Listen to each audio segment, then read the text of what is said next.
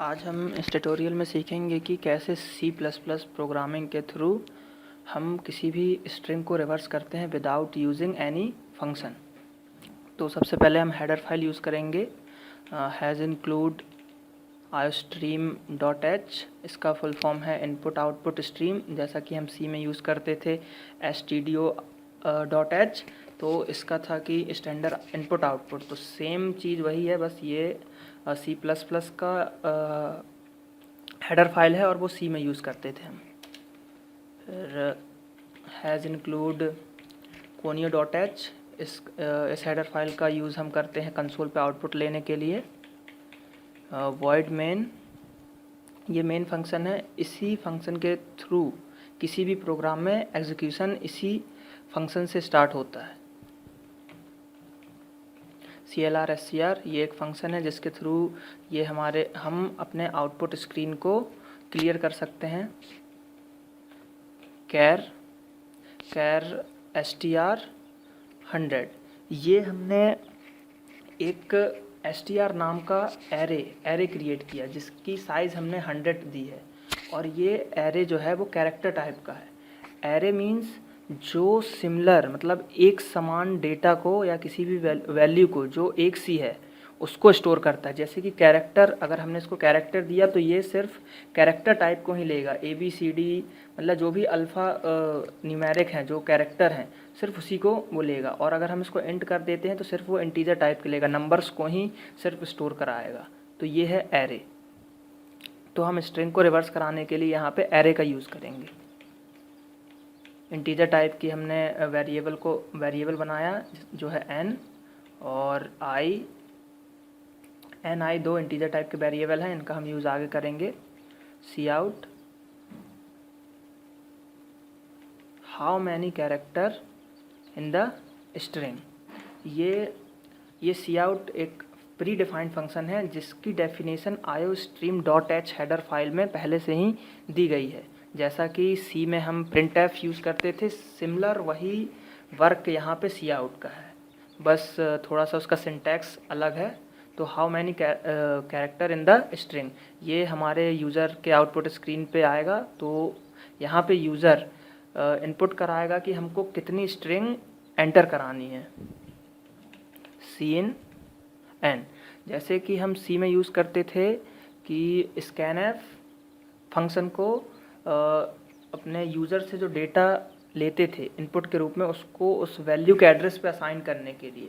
तो यहाँ पे सिंपल बस cin फंक्शन का हमें यूज़ करना है, cin और डबल ग्रेटर देन का साइन लगाना है, उसके बाद n। तो ये जो n हुआ, तो यहाँ इसका मतलब क्या हो, जो भी यूज़र कैरेक्टर मतलब एंटर कराएगा, जो भी मतलब कितने उसको स्ट्रिंग एंटर कराना है, वो उसको n में हम स्टोर करा लेंगे। फिर cout एंटर द स्ट्रिंग, अब यहाँ पे हम यूज़र से इनपुट ले रहे हैं कि उसको किस स्ट्रिंग को रिवर्स कराना है, वो स्ट्रिंग को आप एंटर कीजिए। फिर हमने फॉर लूप लगाया। तो फॉर लूप में तीन चीज़ होती हैं, पहले इनिशलाइज, फिर कंडीशन और फिर इंक्रीमेंट या डिक्रीमेंट। तो हमने i को इनिशलाइज किया 1 से और i को less than equal to n तक हमने कंडीशन दी उसको कि जब तक ये फॉर लूप चलेगा जब तक i छोटा या बराबर ना रहे n के। फिर हमने i को इंक्रीमेंट कराया और इसमें हमने cin कराया स्ट्रिंग i।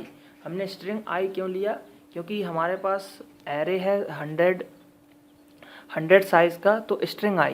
तो यूज़र ने जैसे मान लीजिए 10 वैल्यू एंटर की, n की वैल्यू 10 हो गई, तो फर्स्ट कंडीशन जब चेक करेगा लूप तो i इक्वल टू 1 हो जाएगा और i की कंडीशन सही रहेगी क्योंकि 1 छोटा है 10 से, तो ये लूप में एंटर कर जाएगा। तो stri यानी कि str1 की पोजीशन पे जो कैरेक्टर रहेगा वो स्टोर हो जाएगा str में। तो स्ट्रिंग की इंडेक्सिंग, स्ट्रिंग जो है अपना str जो है एरे, उसकी इंडेक्सिंग रहेगी, तो एरे की फर्स्ट पोजीशन में स्टोर हो जाएगा पहला कैरेक्टर। ऐसे जब तक लूप चलेगा वो उसके एरे में स्टोर करता जाएगा। तो इस तरह से हम एरे में वैल्यू को स्टोर कराते हैं। फिर हमने फॉर लूप के करली ब्रैकेट्स को क्लोज किया। फिर हमने cout/n रिवर्स स्ट्रिंग इज, फिर हमने फिर से फॉर लूप लगाया इस बार फॉर लूप की कंडीशन हम रिवर्स चलाएंगे। कैसे?